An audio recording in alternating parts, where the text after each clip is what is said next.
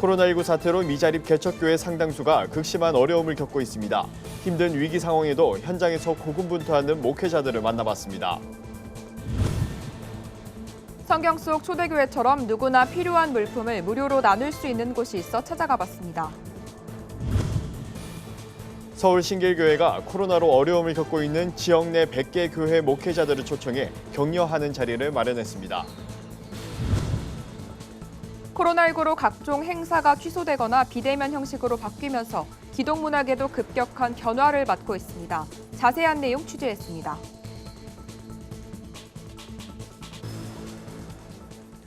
안녕하십니까. 구티비 뉴스입니다. 코로나19 사태의 장기화로 미자립 개척교회의 어려움도 갈수록 커지고 있습니다. 예배드리는 교인들이 크게 줄어든 데다 매월 건물 임대료를 감당하기도 벅찬 상황입니다. 이런 전례 없는 위기 상황에서도 목회 현장에서 고군분투하는 목회자들이 있는데요. 천보라 기자가 만나봤습니다. 인천 미추홀구에 위치한 주비전 순복음교회.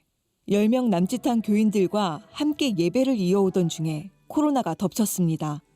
동영상 시스템을 제대로 갖추지 못한 터라 온라인 예배를 드릴 수도 없었던 상황. 정부의 지침에 따라 방역 수칙을 잘 지키고 있지만 현재 교회에 모이는 교인은 절반 가까이 줄었습니다. 성도가 줄면서 재정에 대한 어려움은 커졌습니다. 지역 아이들을 위한 독서 카페와 차세대 예배를 진행할 계획이었지만 코로나로 인해 추진하지 못하고 있는 상황입니다. 교회의 사연이 알려지면서 주변에서 도움의 손길이 이어졌습니다. 구운 소금이나 엿 등을 후원해주기도 하고 전도지를 비치해 놓을 수 있도록 배려해준 지역 상인도 있었습니다. 김용환 목사는 틈만 나면 새벽에 준비한 전도지를 들고 거리로 나섭니다.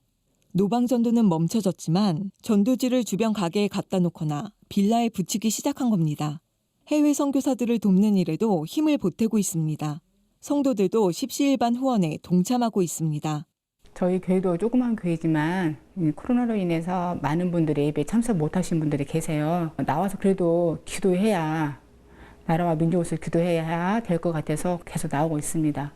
김 목사는 코로나로 인해 복음을 전하는 길이 좁아졌지만 이런 위기가 오히려 기회라고 강조합니다. 코로나로 인해서 전도하기 어렵고 힘들다고 하지만 우리가 전도하기에 또 복음을 전하기에 좋은 기회라고 생각합니다. 그러기 위해서 우리가 정말 열심히 기도하고 또 우리가 또 이것을 포기하지 않고 하나님 앞에 내어 맡길 때 하나님께서는 우리를 통해서 역사하실 거라고 믿습니다. 코로나로 모두가 힘든 이때 지역을 섬기며 복음을 전하는 일에 헌신하는 교회들의 섬김이 잔잔한 감동으로 다가옵니다. 구티비 뉴스 천보라입니다. 성경 속 초대교회에서는 필요한 물건을 서로 통용하면서 부족함이 없었다고 하는데요. 당시 초대교회처럼 각자가 가진 물건을 무료로 제공하고 이를 필요한 사람이 가져다 쓸 수 있는 곳이 있습니다. 하나님의 창고로 불리는 곳인데요. 특히 목회자들에게 인기라고 합니다. 한하은 기자가 취재했습니다. 하나님의 창고라 불리는 이곳에선 온라인으로 중고 물품이 거래됩니다. 그런데 자세히 들여다보니 올라오는 물건이 모두 무료입니다. 교회나 단체, 개인이 쓰던 물품을 제공하면 물건이 필요한 사람이 가져다 쓰는 겁니다. 복잡한 결제 과정 없이 선착순으로 댓글을 달고 택배비만 부담하면 됩니다. 실제로 찾아가 보니 거래되는 물량에 비해 창고 크기는 작은 편입니다. 피아노나 강대상 같이 큰 물품은 직접 거래를 하는 데다 창고에 물건이 들어와도 채 하루도 안 돼 나가기 때문입니다. 창고 사역이 처음 시작된 건 2012년. 창고지기 김주선 목사가 당시 사역하던 교회에 새 성가대 가운 10벌이 있어 필요한 사람에게 나눠주고 싶다며 신학대학원 동기들에게 알린 것이 시초입니다. 처음엔 건수가 적어 SNS 채팅방을 통해 중계를 하다 통용되는 물건이 많아지자 2년 전 한 소셜미디어에 공식 페이지를 개설했습니다. 현재는 600명이 넘는 회원이 가입해 한 달에 50건 넘게 거래가 이어지고 있습니다. 운영 시간이 길어질수록 보람도 커집니다. 어떤 작은 개척교회, 정말 작은 개척교회 목사님이셨는데 교회를 그만해야겠다는 생각을 하셨대요. CD도 없고 도와주는 사람도 없고 누가 와도 제대로 예배하기 어렵다고 생각을 하셨는데 저희 창고에 CD가 딱 나왔고 그걸 받으시게 되면서 하나님의 손길 같았다라고 말씀을 하시는 거예요. 정말 보람되는 순간이었습니다. 하나님의 창고 이용자가 많은 이유는 무료긴 하지만 품질이나 상태가 나쁘지 않기 때문입니다. 창고에 올라오는 모든 물건은 까다로운 선별 과정을 거쳐 이상이 있으면 거래를 할 수 없습니다. 물론 유상 거래도 불가능합니다. 특히 악기류는 모두 테스트한 후에 이상이 있으면 고쳐서 내보냅니다. 하나님의 창고 이용자는 하나님의 창고가 어려운 목회자들의 부족함을 채우고 자원순환에도 기여해 의미가 있다고 평가했습니다. 취지가 일단 필요하지 않는 물건이지만 누군가에겐 또 필요한 물건이고 그래서 자원이 계속해서 순환되는 그런 역할을 하는 곳이기도 하고 그것 때문에 요즘 대두되는 환경 문제에도 하나의 일조를 하게 되는 그런 역할도 감당하고 또 제가 그런 물건들을 올릴 때 나도 그 일에 작게나마 이렇게 도움을 주고 있구나라는 자부심도 생기고 그래서 그 공간이 굉장히 의미 있고 가치 있는 공간이라고 생각이 되어집니다. 창고지기 김주선 목사의 꿈은 전국 곳곳에 하나님의 창고가 만들어지는 겁니다. 김 목사는 지역에서 물건이 순환될 때 생태 환경에도 도움이 될 수 있다며 앞으로 하나님의 창고가 도마다 하나씩 있었으면 좋겠다는 바람을 전했습니다. 구티비 뉴스 한나은입니다. 서울 신길교회가 지역의 작은 교회 100곳의 목회자들을 초청해 격려하는 자리를 마련했습니다. 신길교회는 코로나로 사역에 어려움을 겪고 있는 목회자들에게 각각 100만 원씩 전달하고 고난의 시기를 함께 극복해 나가자고 전했습니다. 신길교회는 이날 참석한 100개 교회 목회자들에게 교회당 100만 원씩 총 1억 원의 위로금을 전달하고 성도들이 준비한 선물과 식사를 제공했습니다.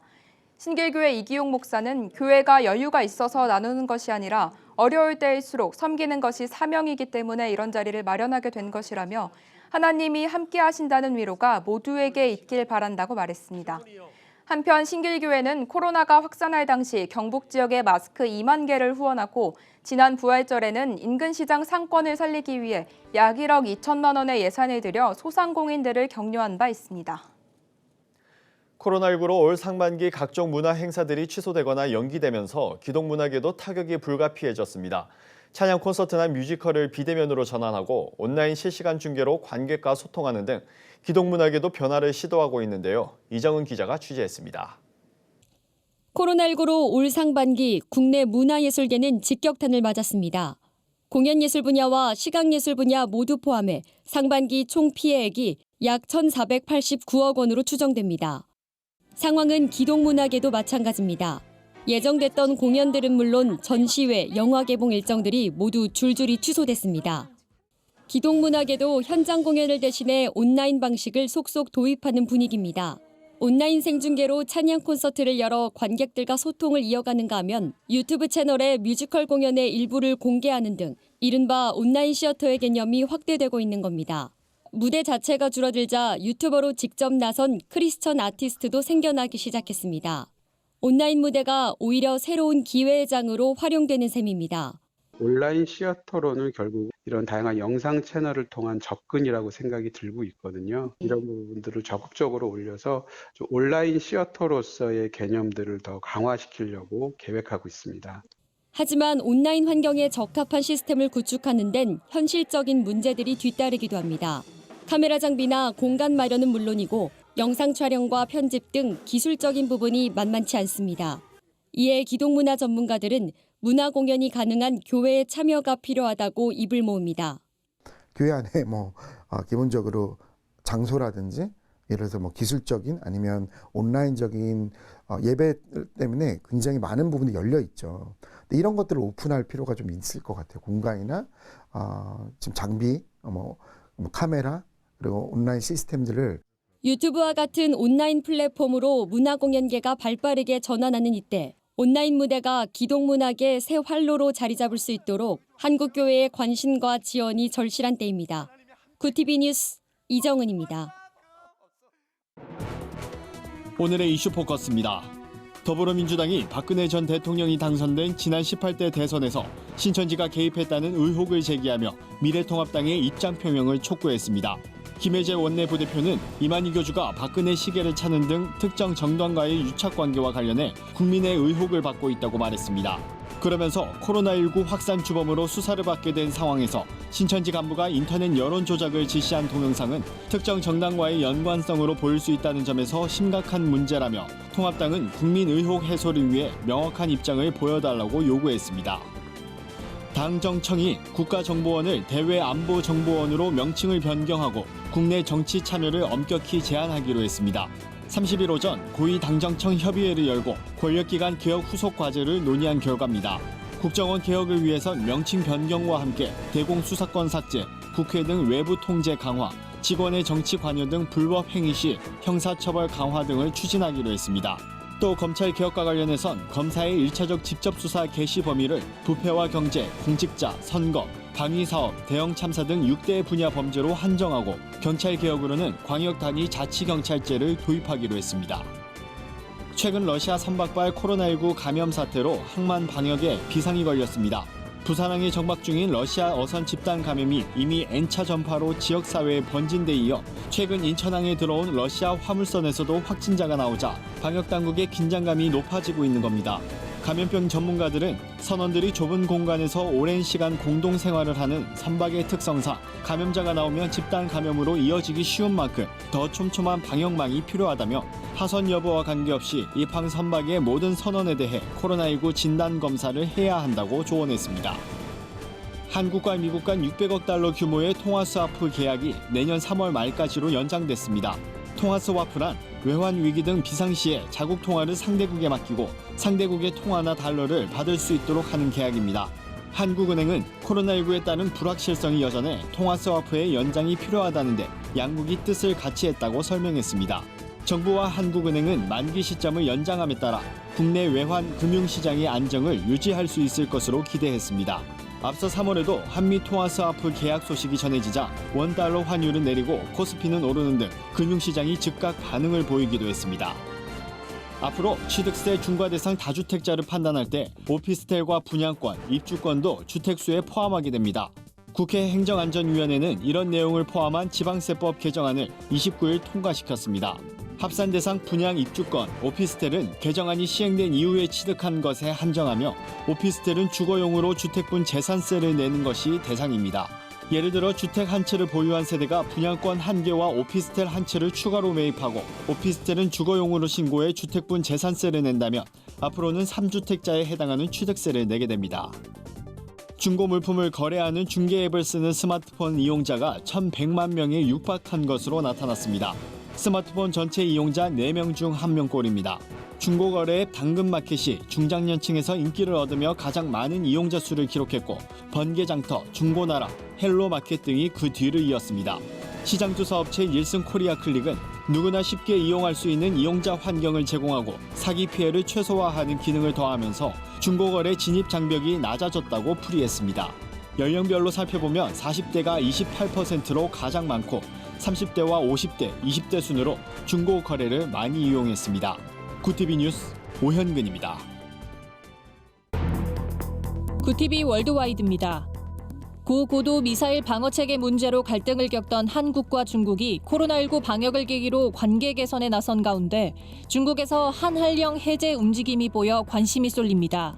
중국 관영 매체 CCTV는 한국 드라마 팬인 중국 셰프들을 초청해 한국 요리를 소개하는 방송을 내보냈고 호우 시절과 엽기적인 그녀 2 등 한중 합작 영화를 재방영하기도 했습니다. 지난 25일 개막한 제23회 상하이 국제영화제에선 한국 영화 5편이 초청됐습니다. 중국 콘텐츠 업계 관계자는 CCTV의 변화된 태도는 중국 내 한류 콘텐츠에 긍정적인 사인으로 작용할 수 있다고 말했습니다. 일본 정부가 코로나19로 일본에 들어오지 못하고 있는 외국인의 재입국을 내달 5일부터 허용하기로 했습니다. 재입국 대상은 유학생, 상사주재원, 기능실습생 등 일본 체류 비자를 보유한 모든 외국인인데 일본 정부가 입국 거부 대상으로 지정하기 전에 본국으로 돌아간 사람만 가능합니다. 한국인은 4월 2일 이전에 출국한 경우에 한해서만 재입국이 가능할 것으로 보입니다. 재입국 대상자는 각국의 일본 공관에서 사전 신청 절차를 밟아야 하며 일본에 도착해서는 유전자 증폭 검사를 받고 2주 동안 격리 기간을 거쳐야 합니다. 중국 남부지방에서 2달 가까이 홍수가 계속되면서 발생한 수재민이 한국 인구인 5천만 명을 넘어섰습니다.